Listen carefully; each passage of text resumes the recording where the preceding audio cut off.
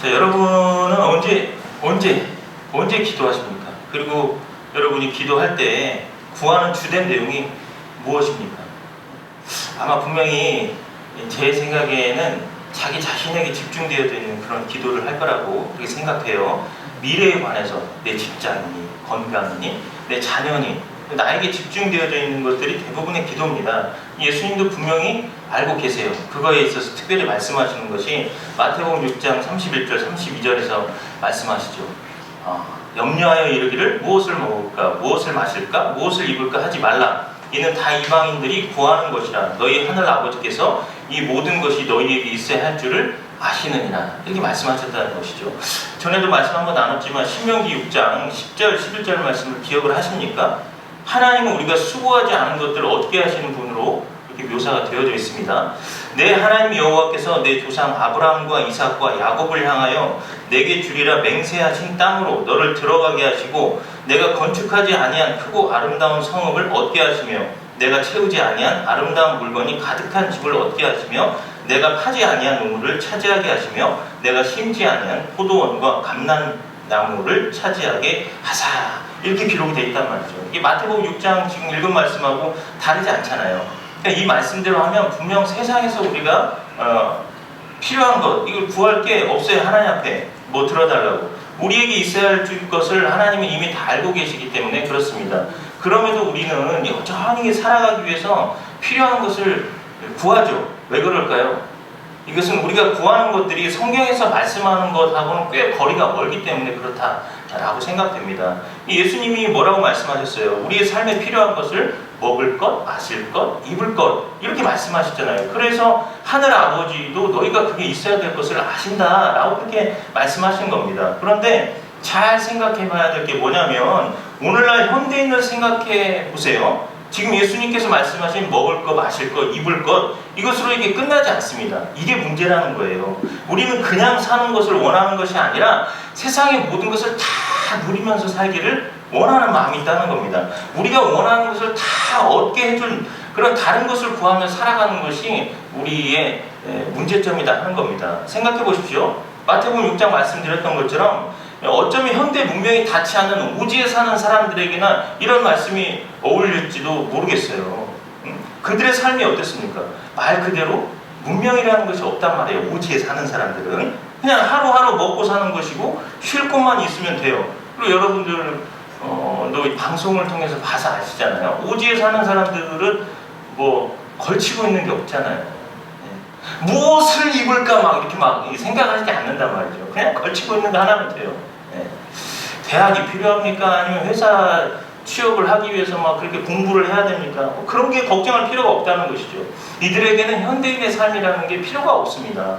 더구나 그러면서 봤을 때 신자들 우리가 기도하는 것이 그들에게는 어쩌면 무의미한 것일 수밖에 없어요.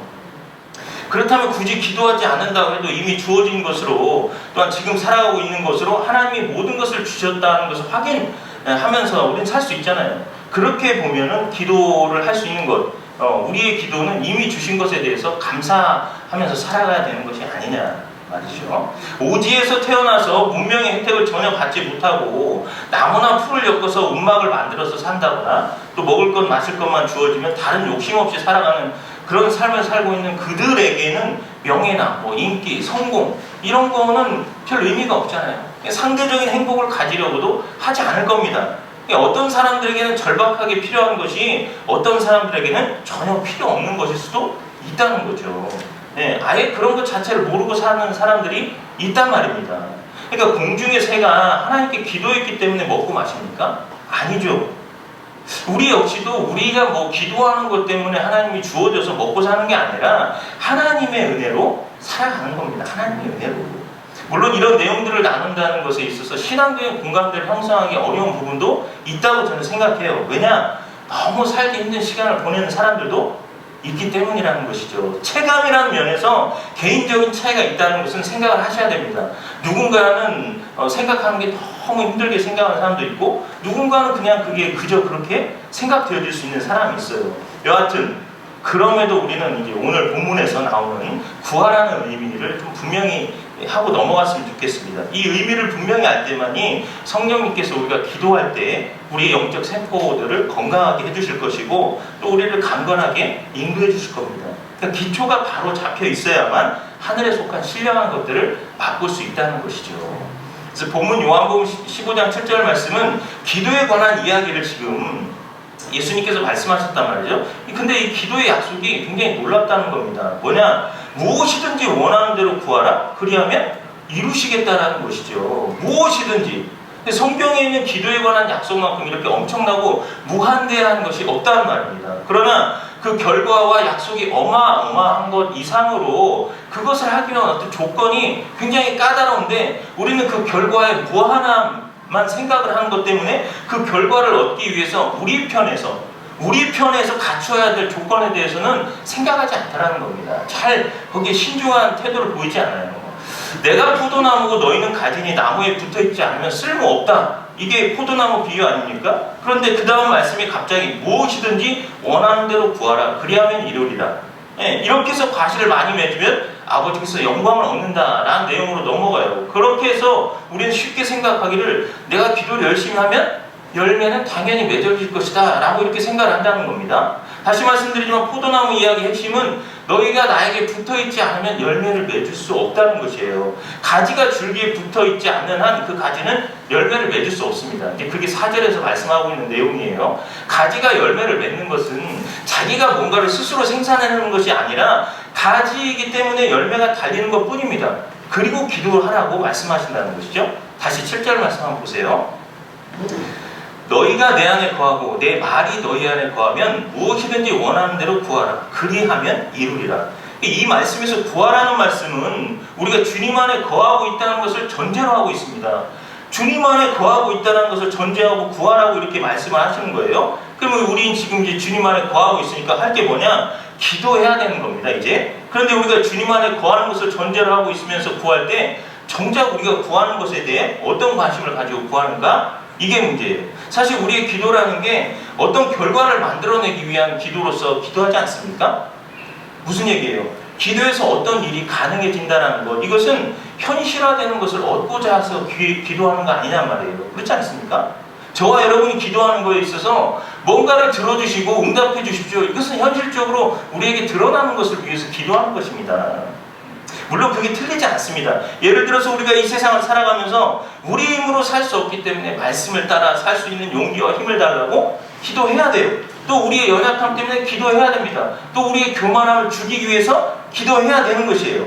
그러나 오늘 본문 요한복음 15장 7절 말씀은 평상시에 우리가 알고 있던 대로 열매 맺는 것 정도로만 생각을 하고 이해를 하시면 안 돼요. 이미 말씀드린 대로 15장 전체가 서두에 이것의 조건을 걸고 말씀하신 것 중에 농부이신 하나님, 참 포도나무 되신 예수님, 우리는 그 가지다 라는 것을 기억하시고 예수님께서 말씀하신 것에 대한 이해를 가지셔야만 그것에 대한 더 깊은 의미를 알 수 있다는 겁니다. 왜냐? 본문은 열매 맺는 것보다도 더 풍성한 기도의 다른 영역에 대해서 먼저 말씀을 하고 계시거든요. 그것이 뭐냐면 포도나무 되신 주님과 우리는 가지로서, 그러니까 우리 편에서 어떤 유익을 얻기 위해서 기도하는 것이 아니라 어떤 결과를 이미 얻은 자로서 그 자리에 있게 되었다는 것을 확증하는 것이고, 그런 영역이라는 것을 기도로서 말씀하고 있다는 겁니다. 그러니까 포도나무 열매를 맺을 수 있는 자가 저와 여러분이 됐잖아요. 농부이신 아버지께서 깨끗하게 해주셨기 때문에 우리는 깨끗함을 받은 자로서 그 안에 거할 수 있는 존재가 되었잖아요. 이해하시겠죠? 그렇게 깨끗함을 받은 자고 열매 맺을 수 있는 자이기 때문에 기도하고 구하라 라고 말씀을 하신 겁니다. 다시 말해서 우리가 기도하는 것은 이미 우리의 수준과 경지가 올라가 있다는 것이죠. 그게 증거라는 겁니다. 여러분, 우리는 기도하는 것에 시간 들이는 것을 좋게 여기는 면이 좀 부족합니다. 왜냐? 당장 눈에 드러나지 않기 때문에 그래요. 그러다 보니까 기도하는 시간이 아깝죠? 기도하는 시간에 일을 더하면 될 것을 어리석다라고 생각하는 사람들이 많다는 겁니다. 그냥 이게 어리석은 짓이다라고 이렇게 생각하기 일쑤예요. 아마 기도하는 족족 그것이 응답되어지고 눈에 드러난다면 아마 그것을 아까워하는 사람은 없을 거란 말이죠. 더구나 사람들은 요술램프를 찾습니다. 기도하는 것마다 응답된다면 아마 예수님 믿지 않은 사람은 한 명도 없을 것입니다. 그러나 여러분, 기도를 하면서 대부분 이런 생각들 하시죠? 기도했지만 응답받지 못했다. 요 힘을 얻기 위해서 기도를 했는데 힘이 나기는커녕 지친다. 뭐 이런 얘기 한다든지. 밤낮 기도하고 했는데도 기도가 응답되지 않다란 말이에요. 하면서 이게 기도 생활이 스스로 훨씬 자책하는 절망스러운 경우를 많이 겪더라는 것이죠. 그래서 여러분 잘 생각해야 될 것이 기도라는 것이 나의 어떤 일을 이루기 위한, 물론 그렇게도 사용이 되지만 나의 일을 이루기 위한 어떤 방법으로서 혹은 어떤 능력과 실력을 갖추기 위한 것으로 요구되는 것이 아니라는 겁니다. 오늘 본문식으로 말을 하자면 기도는 기도를 할 수 있는 것 자체가 이미 내가 다른 존재고 주 안에 있는 자다 이겁니다. 주님께서 내 안에 있는 것이다. 그것 자체에 대한 것을 설명하고 있는 것이란 말이에요. 예수 그리스도의 공로로 인한 영원한 생명을 얻은 자라는 우리의 위치, 그 사실 때문에 우리는 기도하는 겁니다. 그 자체가 감사한 것이죠. 우리가 기도할 수 있다는 것 자체가 영광스러운 일이고 이게 감격스러운 것입니다. 이러한 감격스러운 존재로서 우리는 여전히 기도해야 되고 앞으로도 기도해야 되는 존재입니다. 주님 앞에 가는 그 날까지 기도하는 거예요. 그런데 여기서 우리가 먼저 해결해야 될 것이 하나 있습니다. 이게 인간의 연약함 때문에 있는 부분인데, 분명 하나님께서는 우리의 가진 돈이나 지혜나 실력이나 어떤 힘을 필요로 해서 우리를 부른 것이 아니에요. 이런 말을 왜 하냐면 우리는 기도마저도 마치 내가 가진 것으로 뭘 하나님께 해드릴 수 있을 것이라고 생각하고 기도를 한단 말입니다. 하나님께서 하나님 나라를 이 땅에 이루시는 일을 위해서 분명히 우리를 동역자로 부르신 것은 맞습니다. 그러나 그러한 부르심이 하나님의 능력이 없기 때문에, 하나님이 우리의 기도가 없으면 할 수 없기 때문에 우리를 불러서 야 너네의 도움이 필요하니까 기도해줘라. 그러면 이것이 되어질 것이다. 그런 것 때문에 우리를 부르고 있다는 게 아닙니다. 이런 것이 기도가 오해되어지고 있는 것이고 신앙생활에 오해가 있다는 겁니다. 그러면 기도가 어떤 일을 이루기 위해서 사용되는 것이 아닌데도 불구하고 왜 필요하겠냐 하는 것이죠. 우리의 능력이 필요하지 않고 우리가 꺼내놓은 어떤 실력과 방법으로 사용되는 것이 아니라면 도대체 왜 기도가 필요하고 요구되어지느냐? 단 하나의 이유 때문입니다. 하나님은 혼자 하실 수 있는 일에 우리를 부르셔서 주님의 어떤 일을 돕고 싶은 것이 아니라 오히려 주님의 일에 동참께서 우리를 기쁘게 하시는 것이고, 우리를 하나님의 자녀로 대접해 주시는 것이고, 우리를 사랑하여 그의 사랑을 충만하게 하시기 위해서 기도하라, 구하라 라고 말씀하신다는 겁니다. 예수님은 우리로 주님의 사랑 안에서 충만케 되는 것을 어떤 의미에서는 최고의 목표와 계획으로 가지고 계신 분이세요. 이해하시겠습니까? 이 요한복음 17장을 보시면 우리를 대접하심에 대해서 어떤 은혜를 주고 계신지를 우리가 확인할 수 있습니다. 함께 찾아보시죠. 요한복음 17장입니다.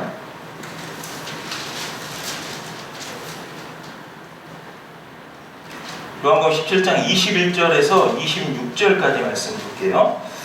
아버지여, 아버지께서 내 안에, 내가 아버지 안에 있는 것 같이 그들도 다 하나가 되어 우리 안에 있게 하사 세상으로 아버지께서 나를 보내신 것을 믿게 하옵소서. 내게 주신 영광을 내가 그들에게 주었사오니 이는 우리가 하나가 된 것 같이 그들도 하나 되게 하려 함이니이다. 곧 내가 그들 안에 있고 아버지께서 내 안에 계시어 그들로 온전함을 이루어 하나가 되게 하려 함은 아버지께서 나를 보내신 것과 또 나를 사랑하신 같이 그들도 사랑하신 것을 세상으로 알게 하려 함이로소이다.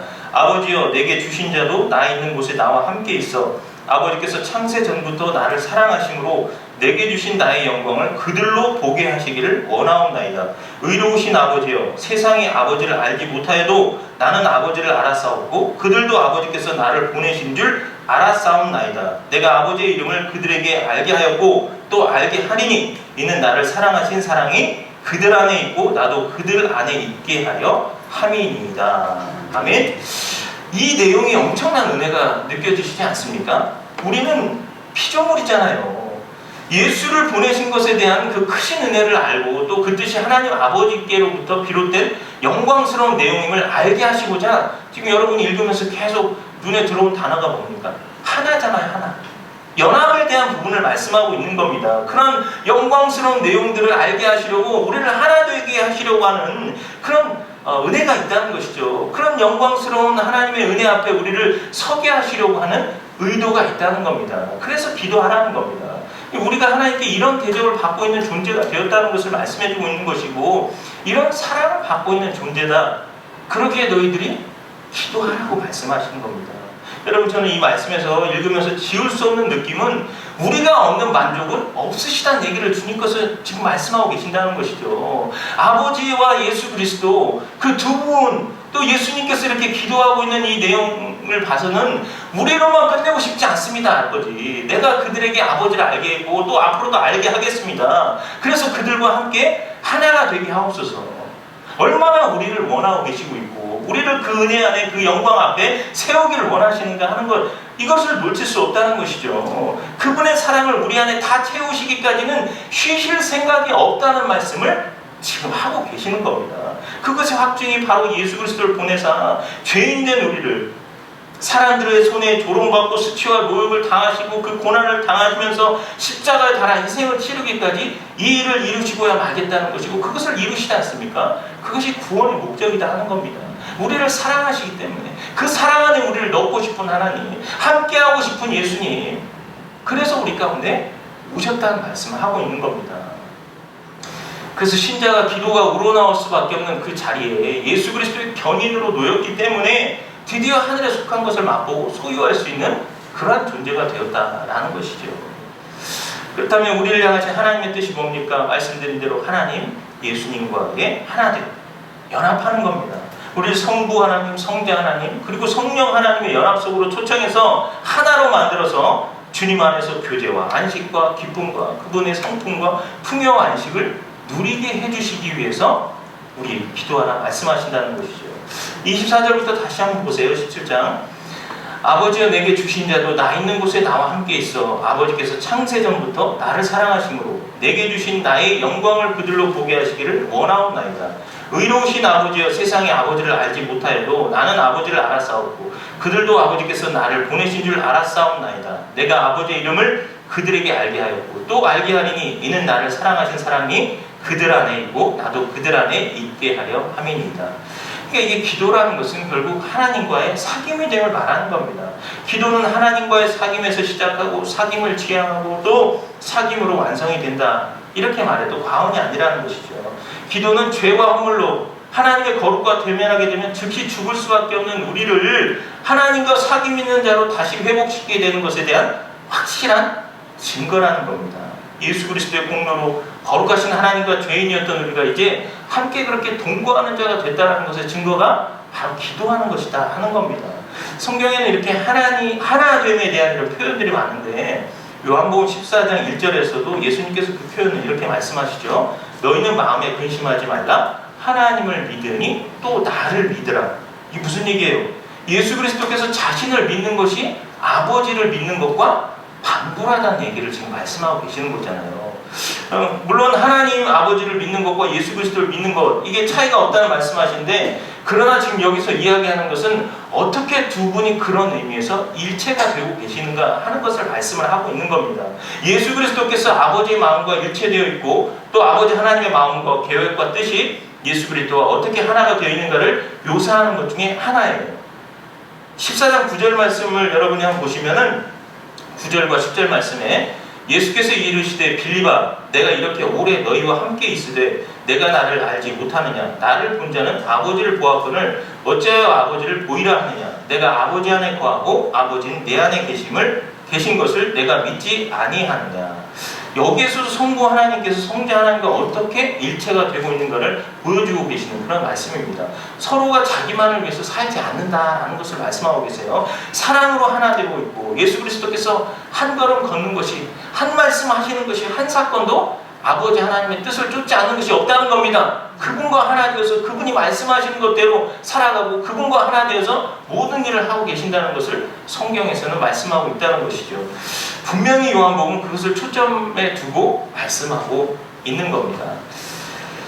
여러분 요한일서 1장 3절 말씀에 보면 이렇게 말씀이 기록되어 있어요. 우리가 보고 들은 바를 너희에게도 전함은 너희로 우리와 사귐이 있게 하려 함이니 우리의 사귐은 아버지와 그의 아들 예수 그리스도와 더불어 누리리라.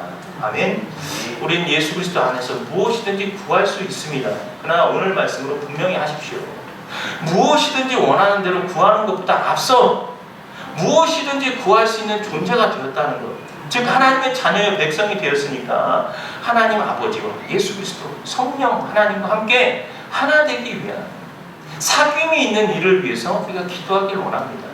우리가 지금까지 무엇이든지 원하는 대로 구하기는 우리의 삶에 필요한 것들을 구하고 기도했다면 당연히 그렇게 할 수 있는 존재라니까요. 그러나 그보다 앞서 우리는 뭐다? 하나님의 자녀의 백성이 되었기 때문에 이것에 교감하는 것에 있어서 기도하는 겁니다. 너희의 구함이라는 것이 어떤 존재로 부름받는 것이냐 생각하라는 겁니다. 내가 기도할 수 있다는 것이 지금 누구에게 기도하는 것이에요? 예수 그리스도 하나님 아버지께. 그래서 성령 안에서 이 모든 일들이 우리 안에서 주어지는 것 아닙니까?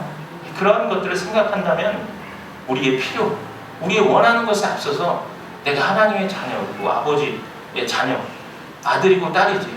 그래 맞아. 그렇기 때문에 나는 기도하겠다. 나는 그래서 기도하는 사람이 되겠다 라고 결단하시란 말입니다. 이것이 조건이기 때문에 내가 하나님의 자녀가 되어서 기도한다면 아버지께서 아들의 기도를 응답지 않겠습니까? 그걸 지금 말씀하고 계시는 겁니다, 여러분.